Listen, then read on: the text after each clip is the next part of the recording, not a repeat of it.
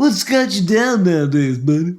Yeah, like why David, are you moping around? David, you are a little sad sacking right now. I don't like what's because time is money, Dane. What's sticking in your craw right now? Time is money, Dane. Okay, and I want to get home, work on my temple, i.e., my body, before you got here, because God knows what made you late. You know, traffic. You know, death on 95, which happens a lot of the time. I will say 95 is a daily catastrophe. It's a gamble. It's like you're going to the casino. It's like the world's largest version of bumper cars. Betting on red. Doesn't matter. Rain. It doesn't snow down here in South Florida, but I need red. Like rain doesn't matter. Sunshine doesn't matter. Not a cloud in the sky doesn't matter. People just use 95 as just like an open invitation. If it lands on red, bumper cars. If it lands on red, you're going to arrive at your destination exactly when Google says that you are.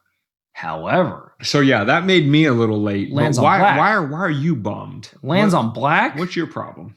45-minute wait. My problem is that I was on, not 95. City roads, not intrastates, city roads. And I was coming home, enjoying the nice scenery. A1A, we've referenced it before. It's where I got assaulted by a biker. Call back to episode 5. Go listen to it. Is it 5? Yeah, it's 5. I like your memory, bro. You're on point. I like Unlocked. it. Yeah. Anywho, cool I'm just. Bro. It's supposed to be. It's the crux of the matter. It's like it insists upon itself. Like the thing that's supposed to bring you peace and joy. It's a paradox, is what it is. It's a paradoxical fucking road because it's a road that's steeped in like ocean views and like really fancy architecture. It's supposed to be very pleasing to the eye and bring a calm to the soul. But what it does more often is raise your blood pressure to a boiling point to where you feel like you're bleeding from your eyes. And it also makes you want to take a bite out of other human beings. Listen, can you get to the main, brother? And can you just tell the people I'm trying to paint a picture so that they don't just think I'm being a pussy. Like these people that held me up were. I was Van Gogh. Delayed. Let's Van Gogh to the point. Oh, snap. He just used an art reference to be a pun. I was held up on my route home today by 20 plus minutes for no other reason than there was a Trump support rally. What's the date on today? The beach. November 14th, 2020. What is that? 11 days post-election? The year of our Satan, 2020. Oh, God. 11 days post-election, if my math is correct. He's lost. In theory, yes. Well, I mean, there's still pending litigation. Granted, but yes. Yeah. As we sit here today, he's lost. Yes. I'm putting quotation marks around it. Litigation. Right. It's crybaby suits. Anywho, okay. He lost. He lost 7 days ago. Okay. And people are 11. I just said 11. Why would you just interject? Because 7? I'm gonna move it back a little bit just to make sure that we're safe. To when it was actually called? Right. Okay. Fair enough. Right. All right. I spoke too soon. It wasn't even. Listen, actually, I might not have been prepared. I'm capable of mistakes too. I apologize. He hasn't conceded yet, so technically he hasn't lost. Well, I think the deadline for certifications for the different states is sometime in like early December. So yes, when like. No matter what the media says, the individual states will certify, listen, so-and-so candidate won here. I forget the exact date, but it's sometime early December. So regardless of his concession, that's when it actually happens. Fair enough. Anyway, I had to hold my piss for another 20 minutes before I got home because people were stopping. TMI. Well, I had to go. People were stopping. Like, again, and then we can get into this later if you want to. But like, Story's taking too long. I understand that, but I'm trying to get all the encompassing factors in a mitigated time. You haven't said one factor yet. There were Trump flags flying. They're supporting Trump. I saw signs saying that Biden stole the election. Awesome possum, bro. Anywho, all I've got to say is I've never seen so much support for a losing team in the championship ever. I've never seen the San Francisco 49ers come out after the Super Bowl that they lost to the Kansas City Chiefs be like, woo! Fucking 49ers! Nothing. Never. I've never seen the loser to Alabama, Clemson, whoever come out and be like, you know what? They cheated. That last call on 4th down that cost us the game, it was their fault. It wasn't ours. Can I play devil's advocate for 1 second? And it hurt my urethra. What? In a very real sense. I'm not kidding. Okay, here's my devil's advocate. What's up? Yes, typically you don't see the loser of a big game flying their flags, supporting their team. We're still winners. No, you're not. You're the first loser. However, I think we would all agree that in the sports context. Well, isn't politics sport now? Hold on. I'm getting there. Did I jump? Don't jump ahead. You're jumping the gun. I'm tired of chapter 1. Let's get to chapter 5. You're jumping the gun. Isn't a good teammate, a good fan, the one who supports their team win, lose, or draw? Yeah, but you don't. So hold on. That's all I'm saying about that. Now we can lament what lament or lament. Lament. Sorry. There you go. Yeah, we don't want to laminate the lamenting. You want to let it go as soon as possible. Lamination is only going to keep it longer. Yes. We can lament the fact that politics has become a synonymous with sports. I mean, because listen, it's fucking where I'm at down in Coral Gables. I will tell you that post-election. Now, again, to your point about winning versus losing after the game, I've seen tons of Biden flags. Oh, of people course. driving around with their signs. But that's expected. Okay, fine. Listen, that's neither here nor there. The point is, all I'm saying is, you expect to see pro-life content. Hold on. I got a point. But can I finish mine? Go ahead. Thank you. Devil's advocate. The Trump people are supporting their team through thick and thin to the very end until it's called. Why you mad, bro? Because it is called. The final whistle's blown, and you guys are just going into fucking arbitrary shit. Kind of like when Deflategate happened. Deflategate happened, and they definitely didn't take the Super Bowl away from them. Oh, gosh darn it. Well, better luck next time. Anyway. Anywho, all I'm saying is you expect to see pro-life protests out on corners. You don't expect to see getting babies ripped out of vaginas protests. That's all I'm saying. Okay, anyway, moral of the story is David is sad. If I have to pee, get the fuck out of the way! I don't want to hear what your shit is. David is sad. In fact, I'll vote for fucking Biden 5 times if you hold up my piddle 1 minute. David is sad sacking because not only did he have to relieve himself, and now I'm a fat boy. He was mad because before we got here and started this podcast for you beautiful listeners, he wasn't able to get his workout in because he was delayed by the traffic congestion that was created by these Trump supporters. So it's a congestion in the congestion. That's what it is. That's that. We're putting a pin in that.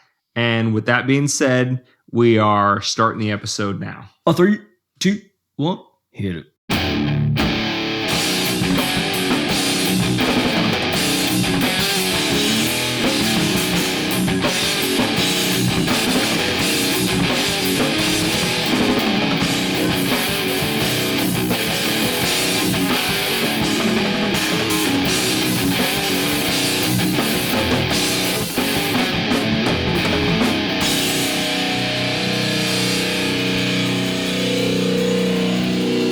Ladies and gentlemen, boys and girls, welcome to Weapons of Mean Destruction podcast episode 18. Wow. WMD podcast. We only discussed that like 3 times before we I know, right? Well, we're good. It was 10 minutes ago because I had a diatribe to get through.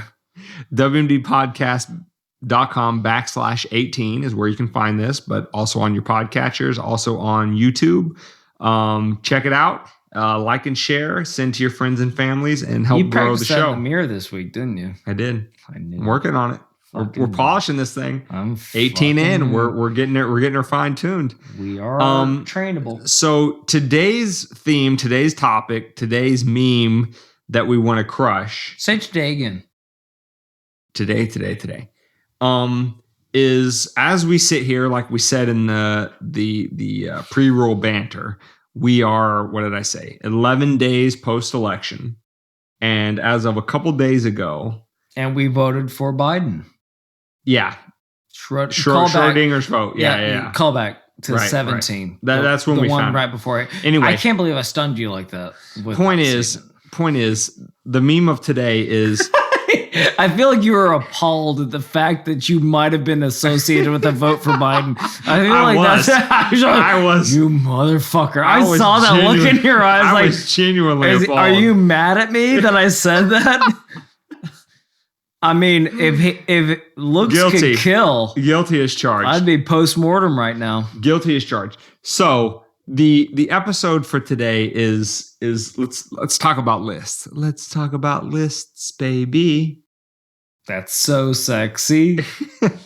So apparently, let's work down 1, 2, 3, 4, 5, 6, 7, 8, 9 for me. So the tolerant left has, in a stunning display of their tolerance, has displayed. Let's talk about lists. That they are totally gracious winners. Might these two cysts in this election. Cysts. Now, let's not be disingenuous here. This I believe this, according to the news articles, I believe this all started with Evan McMullin, and if that name means nothing to you, good on you, because the dude is completely irrelevant. I haven't eaten there in so long. He ran. Can I haven't had a McMullin in so long. Can I finish? A Micmac. He ran as a third party candidate in the 2016 election against both Trump and Hillary.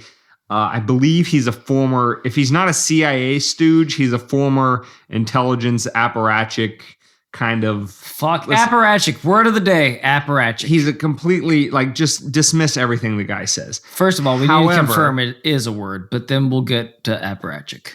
However, Evan McMullin started this tweet trend of creating a list, and we're going to return to that. Creating a list of all of the nothing bad has Trump ever happened administration supporters, employees, basically anybody that's supporting Trump's challenging of the 2020 election results. The left's darling, Alexandria Ocasio-Cortez. Don't call her darling. So what AOC had to say on Evan McMullin's original tweet was, and I'm going to quote from her November 6th, 2020 tweet, which says, "Is anyone archiving these Trump sycophants for when they try to downplay or deny their complicity in the future? I foresee decent probability of many deleted tweets, writings, photos in the future." Now, the ostensible object of this endeavor is to basically call out anybody who's supporting Trump's challenging of the election and say, listen, these people shouldn't get book deals. These people should not get further, government powerful positions. These people should not get any sort of play in the media or any other realm of influence in the American population. What is that ostensibly saying? What do you do after you get out of politics? How do you create income for yourself after you get out of politics? It seems like that's how exactly you create income. So people write books, they become consultants, they do lots of different things. Saying with verbiage that, to the layman just reading an article is like, oh, yeah, they shouldn't get a book deal. They shouldn't get this. They shouldn't get that. Okay, bye. Well, you just cut off the three main resources that all these people could, number one, seek afterwards for, sustaining their life, number one. And number two, really more importantly, is that you want to know what happened within the administration so that it doesn't happen again. You want to hear those stories that tell you the cautionary tales, so to speak. This is what happened. This is why it happened. This is how you prevent it from ever happening again. But when you cancel history, like we have been trying to do for the past couple of years now, and just not admit that we were ever wrong and that we were ever human, and that sometimes you have to do a bunch of wrongs to make something good, this is what happens. Like, those who deny the past are condemned to repeat it. Isn't that the fucking famous quote? Like, you have to learn from this scenario. When you silence people like this, it is only a weapon for it to happen again, even though you think you're being altruistic within the moment. Go ahead. Yeah. I mean, I had my one moment of consciousness during this entire episode. I swear to God, the rest will be jokes about tits and ass. It's funny, right? Because the tolerant left, the party of love, all of that other kind of stuff, like they don't want you to eat. They don't want you to eat. Immediately after winning, they can't even win graciously. Immediately after obtaining, and I mean, come on, let's not kid ourselves. Yes, they're in a little bit of a funk about they lost some seats in the House. They're worried about not taking over the Senate. What happened to that blue wave? Yeah. They're mad that the blue wave never materialized. But at the end of the day, and we've talked about this on past episodes, the presidency is entirely too powerful. And they know it. They see the writing on the wall just as much as anybody on the right or those of us that are conscientious objectors from the middle do. The office of the president has too much power, and that office is very important to win for a whole myriad of reasons. And that's come out recently, too, with all these conjectures about like what might possibly happen ever, so that Trump will retreat to Mar-a-Lago and yield the rest of his presidency to Pence. And then once he's indicted, Pence will wipe all of his slate clean, and then that's how he gets out into the real world. And like all these like conspiracy theory things, like it's all predicated on too much power for the office. Is it not?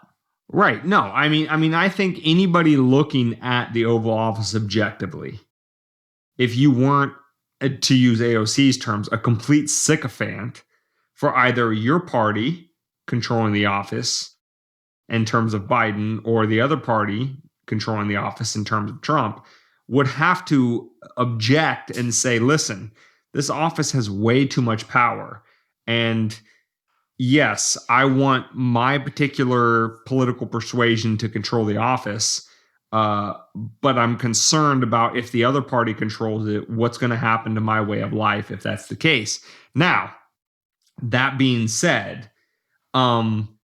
for the left in particular to take this tact of let's create a blacklist, right, of anybody who supported the other side. I mean, how very on brand for them. Let's track back to episode number 10. You down with ACB? Yeah, you know me. What you do now has its comeuppance later. So when you're in power, it's real cool to create a list. It's awesome. Right. Like, you're very powerful and you're looking super good. But then all of a sudden, the transference of time, all of a sudden people aren't on your side anymore. Now we push it off. And now the same thing that you just did to other people while you were in power is the same thing that happens to you when you lose power, which is inevitable.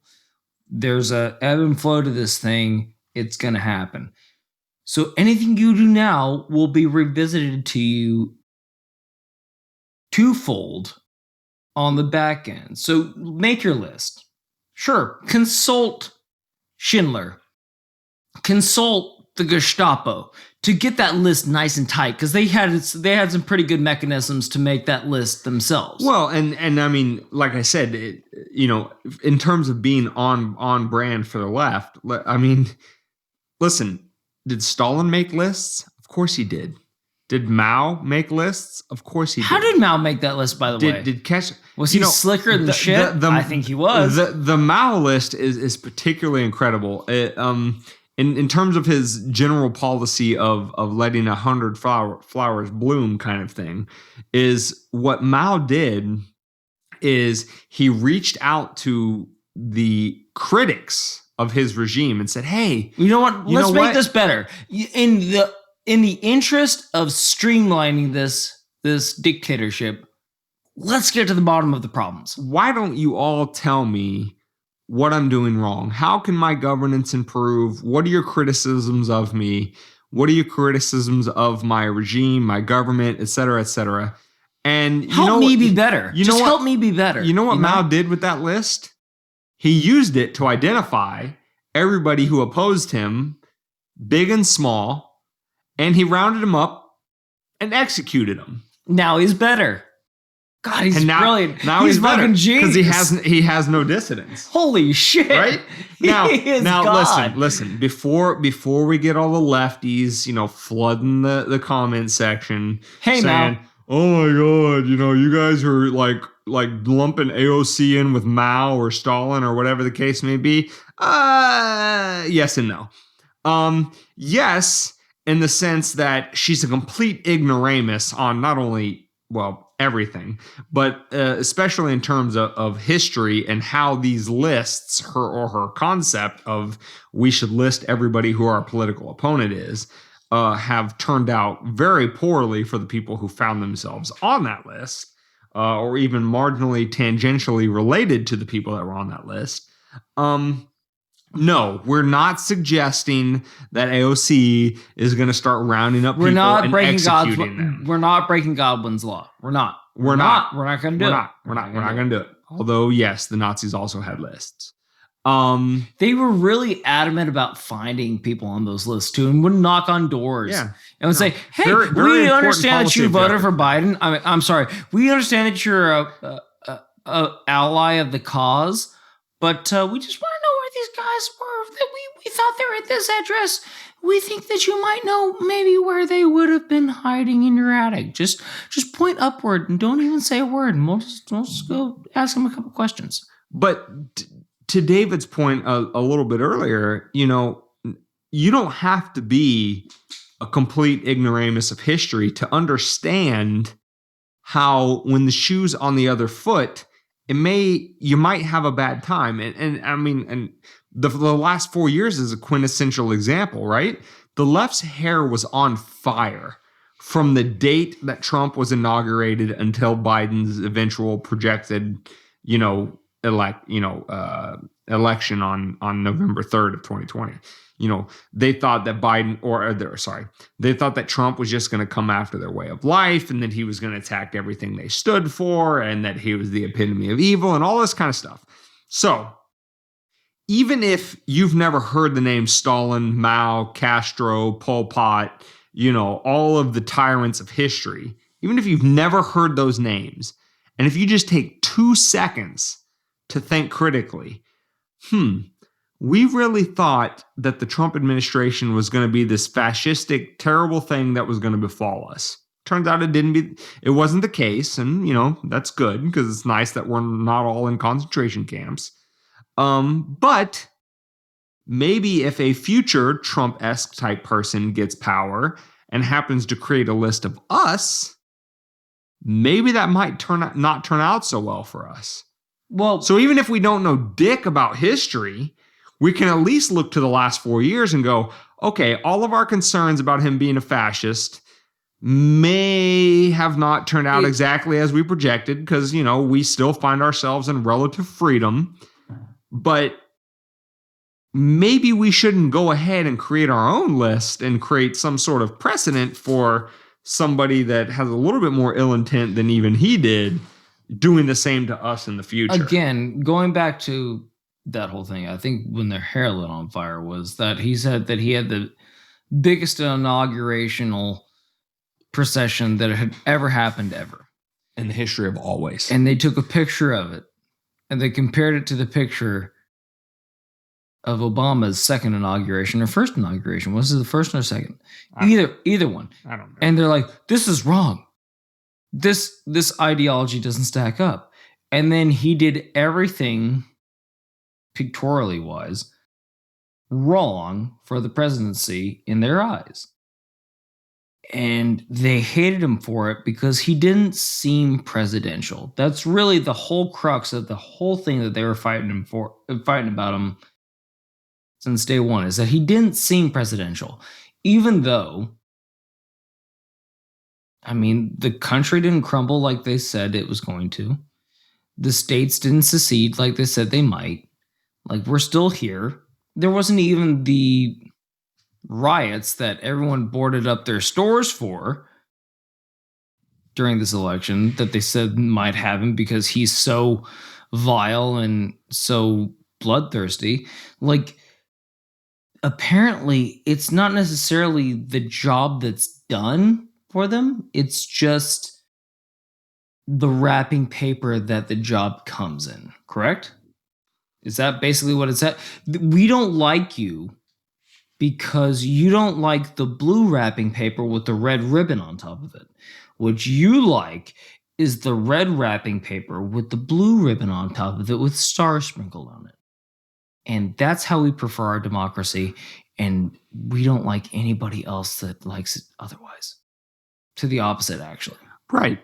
And by the time you get to this point in the episode, you're probably thinking like, all right, this is just rhetoric from, again, an elected politician in terms of Ocasio-Cortez, a kind of nobody, know-nothing joker like Evan McMullin, who kind of started the whole thing. And you might think, what's the big deal, guys? Why are you talking about this? Well, I mean, for a few days, this thing actually had legs until it got called out for the ridiculous, which we need to give credit to, endeavor that it is. Which we need to give credit to this country, that we stood up against a fascistic idea in its infancy and stopped it and quelled it, because that's when you need to do it. And make no mistake, the fascism that we're talking about is coming from these people, not from the Trump administration. And that's not a full-throated defense of the Trump administration. That's just, using and applying words for what they actually mean. Unlike these jokers who will just apply to fascism to anybody who disagrees with them. Well, they changed the meaning. This is a totally fascistic, communistic, and yes, those two things are not diametrically opposed, no matter what the political spectrum you learned in your government curated, history class told you. But that's always the fallback. Fascism and communism are two wings on the same bird. That's always the fallback, is they always fall back on semantics.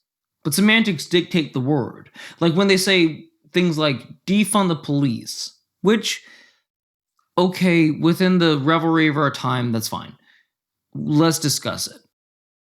You say, well, it doesn't really mean defund the police. It just means look at it better. Well, no, it actually doesn't, because the word defund simply means to take funds away from.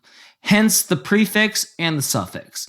That's what it means. But then when you start adding arbitrary definitions on the back end to it to make you seem less to demonstrate yourself? I don't know if that's a word, but we're getting kind of far afield here. I know, but it'll tie back into this thing because they're doing it for altruistic reasons. They always start altruistic. That's what they claim. Correct. That's what I'm saying. And then they move the goalpost to make it seem. Don't give them more credit than they deserve. That's all I'm saying. But they move the goalpost until it seems like they're doing it for altruistic reasons, right? So they want to create a list. Well, when you want to create a list of people that don't agree with you. That seems very fascist. And now that you're in power. But if you want to create a list of quote unquote fascists who are like the epitome of evil and should never be anywhere, even the remote proximity of power. Which was what I was arguing just a second ago, is that you just moved the goalpost along with your diatribe and now it doesn't seem so cynical. But don't make any mistake about it. It's cynical. Yes. So anyway, this thing, it wasn't just rhetoric. It had legs. There was actually a campaign which actually started called the Trump Accountability Project. And although we can't confirm that former Clinton and Obama officials and staffers were involved in the project. I mean, they were retweeting calls to do this thing. And we do just want to highlight a couple statements from them to point out that this thing is as problematic as we've said it is, but also that thank God for the backlash that the land of the free, the home of the brave, has come out against this thing and stopped it in its tracks. So straight from the words of the quote unquote TAP, the Trump Accountability Project, is they said, because the program no longer exists. They did have a website, but it no longer exists thanks to the backlash. And it said, the Trump Accountability Project was started because we believe restoring democratic norms are vital to protecting America's future. A critical part of making sure the nation never finds itself in this position again is to make sure those members of the Trump administration responsible for loosening the guardrails of our democracy are not rewarded with book deals, TV contracts, or six-figure salaries in the private sector based on that experience. In the spirit of the president... Now, here's the thing. If you remember, a couple of days after the election, Biden came out and was like, we need to all come together, kumbaya. Forget the fact that my people on the side of the ledger called you racist, fascist, Nazis, everything else in between for the last 4 years. Now we want to work together, now that we have the reins of power. So the TAP continues. In the spirit of the president-elect's, Joe Biden, call to build a more united country, this project will no longer be active. Now, I posit to you, dear listener, as an exercise in your own education, critical thinking, et cetera, et cetera. Do you really think the TAP, the Trump Accountability Project, do you think it shut down because President-elect Biden called to build a more unified country and that's why the project is no longer active? Or do you think that the dissident voices who called this out for the fascistic / communistic tactics that it was, that, again, we repeat, were mirrored in the regimes of Stalin and Mao and Pol Pot and Castro, and the list goes on and on. Do you think that that's what actually stopped them? I suggest to you that it's the latter. Now, being the critical thinking, intelligent memes that you are, we understand that you will reach your own conclusions about that. That is my posit to you. That diatribe? Is that it's the call out that stopped them and not Biden's call for a unified country. To a different direction. They got called out for the pieces of shit that they are. All I want to say... And good on the American people for doing it too. All I want to say is backtrack. If you've lost the point in any of this, back it up 5 minutes. So what they'll do is they'll do what they want to get their control. And then they'll explain it away. There's the devil's in the details. They're, no, but we're doing it for the betterment of the society. We're doing it so that this never happens again. We're doing it for this. Right. No. But it's like a 2-year-old. They will wait to see what your reaction is. Who ate the cookies? I don't know. Maybe it was the dog. Maybe it knocked it over, and maybe we should put it in a pot that's more readily available to a 2-year-old that could maybe get a cookie or two. But I told the dog not to, but then it totally just took it and ate all the cookies, and we should do something about it. Like, no, the 2-year-old ate the cookies.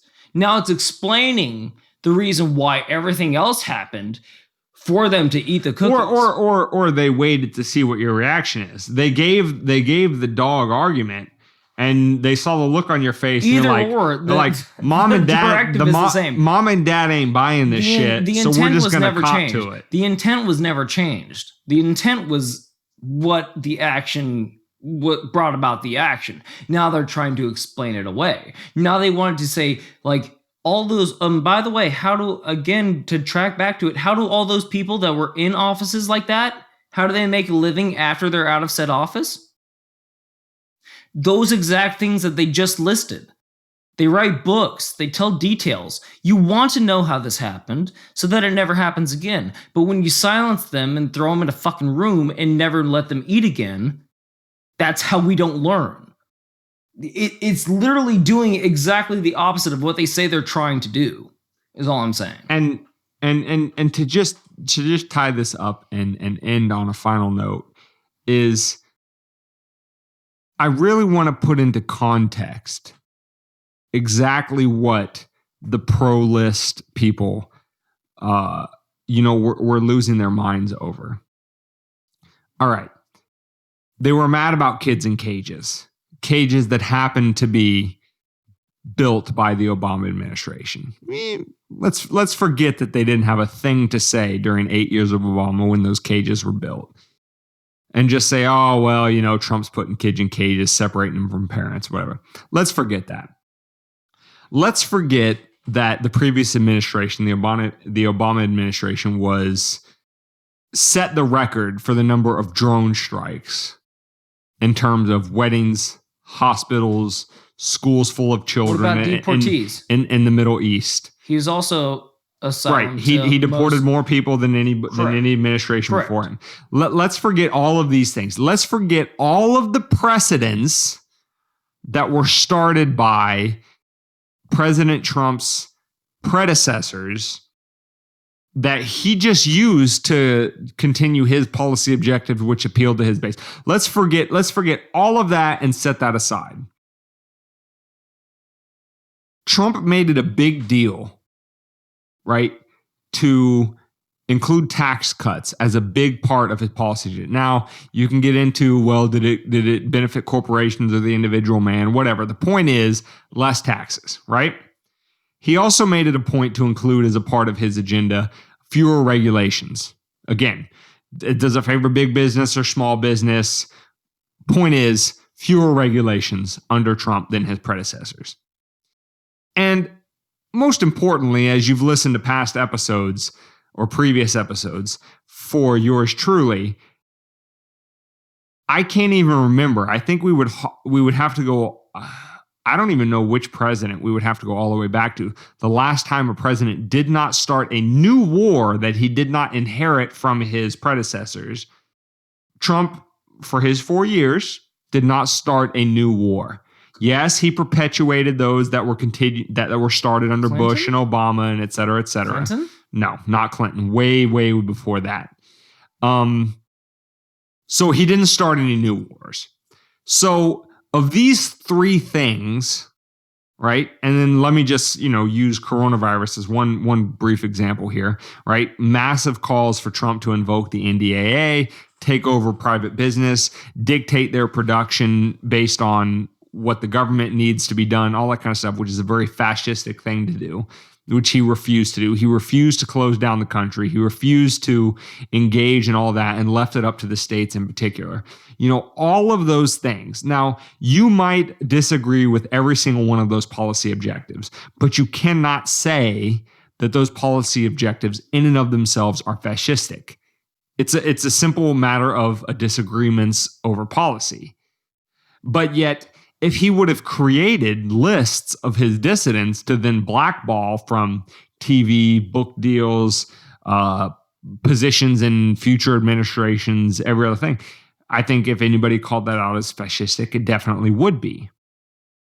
So, now that the shoe is on the other foot, now that the other side has political power, and they want to create lists out of people that supported him and these policies, I ask you, does that seem to make sense on their own terms?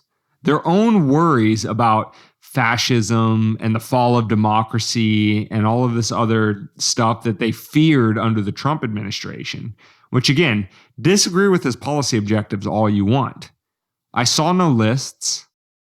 I saw no rounding up of political dissidents.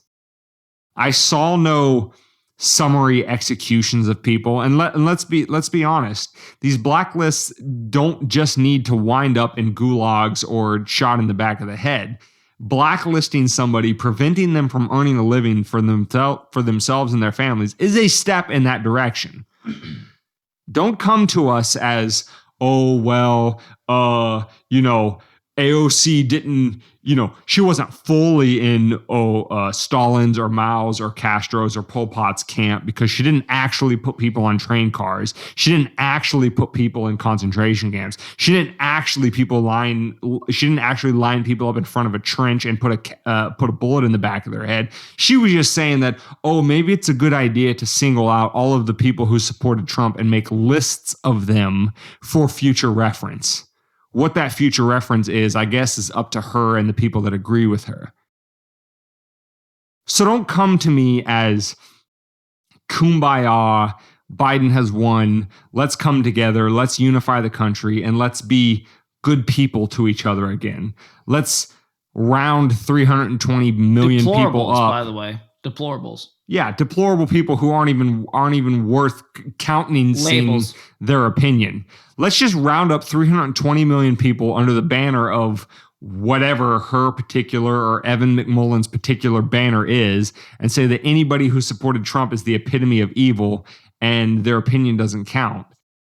Don't miss me with that entirely. Because when you start talking about making lists of people simply because they have a different political opinion from you, you have removed yourself from all respectable opinion and debate. Or here's an idea. I see no longer that you are about logic and reason and persuading people to your side. I see that you are purely and simply about force, and you shall be dealt with in kind. Let's make it harder on them. And you deserve that. Let's make it harder on them. Let's introduce a third party. Let's introduce something that makes it harder for them to come up with another label because it's, so low. We don't have to come up with a label for them. Like, let's not make it UM versus Florida State. Let's not make it, Alabama versus whatever Alabama's most Auburn. Like, let's make it America again. Like, let's introduce a third party, i.e. libertarian or green. I don't give a fuck what it is. Like, when it's just two, it's really easy to just call the other side what it is. Like, they're evil. They're our enemy. Like, let's introduce a third party to where this isn't so easy to do anymore. You know what I'm saying? Like, let's think about this constructively. Like, if you're not making sense and the other side is clearly criminal, there has to be some middle ground. Let's find a middle ground. There has to be somewhere to grow from here. I mean, but here's my takeaway. If you're the pro-Trump people against the Biden people, and you're the pro-Biden people against the Trump people, I can agree with both of you on a myriad of issues. Most of us can. But if this list ridiculousness, who thank God for the people who called this out for what it is and got it shut down, nipped it in the bud in its infancy. If there's one thing that I can appreciate about it is the enemy of my enemy is not my friend. Can we just agree on one thing? The only person that should have a list is Santa, and it's naughty and nice. Have you been naughty? Have you been nice? Are you getting your PlayStation 5 this year? Are you getting your Xbox? Or did you treat your parents like shit? That's what I think. That's the takeaway. That's the takeaway. Only pay attention to Santa's list and fuck all these people that want to create lists. If somebody else tries to create a list, punch them right in the face. If Trump created a list, fuck them. If Biden created a list, fuck them. We don't care about them. We only care about Santa's list. I want Santa's list. I want my PS5. Make it happen, Santa. That's all I'm saying. That's it. So where do we go from here? How did they find it? Like, how do they find this truth? How did they find this knowledge? What do they need to do? They keep coming back to WMD Podcast. And in particular, WMDpodcast.com/18 is where you find this episode. Also find it on all your podcast catchers. Send it to your family, friends, constituents, and everybody in between. Don't make a list though. Just send it randomly. Yeah, please don't make send a it list. at random. God, if you took anything away from this episode, it's the fact that we hate lists. Abhor them. Make a spider web. Make a spider web chart. A chart is fine, but lists totally off the market. Find us on YouTube. All that good stuff. Thanks for tuning in. Come back for episode 19. 19? Yeah. Yeah. Next Monday. And we hope to see you there. A little lighthearted. A little more lighthearted. I think there'll be more jokes on 19. I think so. We apologize for the lack of jokes here, but this is a serious matter. But this was very concerning that one side wants to start creating lists of people considering the history that underlies it all. So just saying. We're a little more serious here. Still love you guys. Still love you, Mimis. Of course. Always and forever. Bye-bye. Now enjoy this metal in your face.